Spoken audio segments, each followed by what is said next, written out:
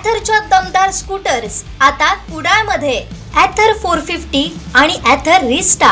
आजच भेट द्या Ather showroom, Mumbai Goa highway, Kudal, hotel spice कोकणच्या समोर. संपर्क 9730 10 64 77.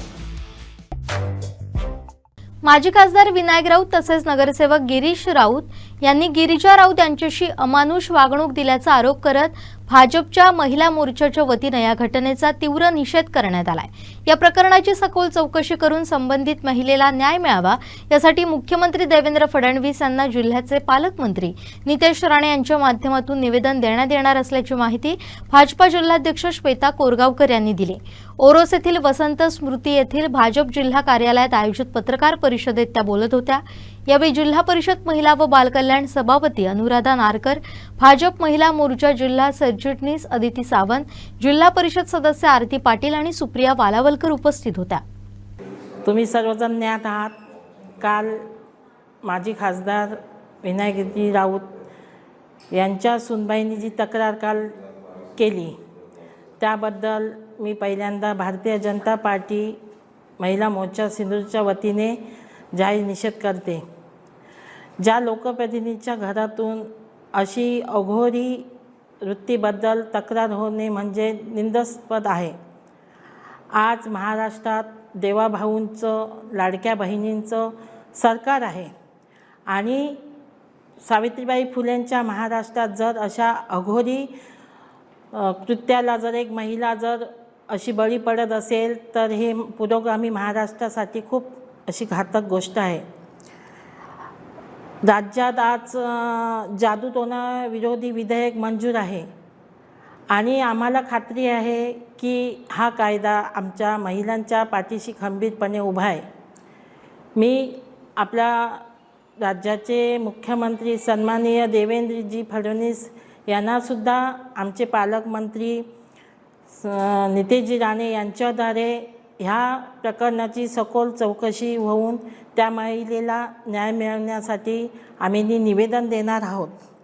तसेच महाराष्ट्र पोलीस बंधूंनाही मी नम्र विनंती करते की ह्या प्रकरणाचं सखोल असा त्यांनी तिढा उचलून त्या आपल्या बहिणीला न्याय देण्याचा प्रयत्न करावा. आज ही अघोरी वृत्ती जी आपल्या जिल्ह्यामध्ये दिसून आली त्यासाठी सन्माननीय पालकमंत्री नितेशजी राणे यांनासुद्धा आम्ही कळकळीची विनंती आणि एक निवेदन देणार आहोत की जी जादूटोणा, बुवाबाजी किंवा अघोरी वृत्ती जर ह्या जिल्ह्यामध्ये अशी आढळून येत असेल तर त्यांची सखोल चौकशी करून त्यांच्यावर योग्य ती कारवाई करण्यात यावी आणि या आपल्या महिलांना या अत्याचार होणार नाही याची आम्हाला खात्री आहे. तसंच महिला आहे हा फक्त कुटुंबाची आधार नाही तर तो संपूर्ण समाजाची पायाभूत असा आधार आहे. एका महिलेवर जर अशी आज अत्याचार होत असेल तर हे योग्य नाही आहे. संपूर्ण समाजावर अन्याय होत होईल असं आम्हाला वाटतं. आज बघताय तुम्ही की आज समाजामध्ये वावरताना जर महिलेला सन्मान मिळाला असेल तर आज आपल्याला तो मिळवलेला सन्मान हा आपल्या एक महाराष्ट्रासाठी अभिमानास्पद आहे. आणि मी आज संपूर्ण महाराष्ट्रातील उभाट्या आणि महाविकास आघाडीच्या महिला पदाधिकाऱ्यांना आज अशी आव्हान देते की ज्याप्रमाणे तुम्ही आज आमच्या पंतप्रधान सन्माननीय नरेंद्र मोदीजी, मुख्यमंत्री आमचे देवेंद्रजी आणि खासदार सन्माननीय नारायण राणे यांच्यावर जशी टीका करता त्याप्रमाणे आज या महिलेला न्याय मिळवण्यासाठी तुम्ही आज आवाज उठवाल का?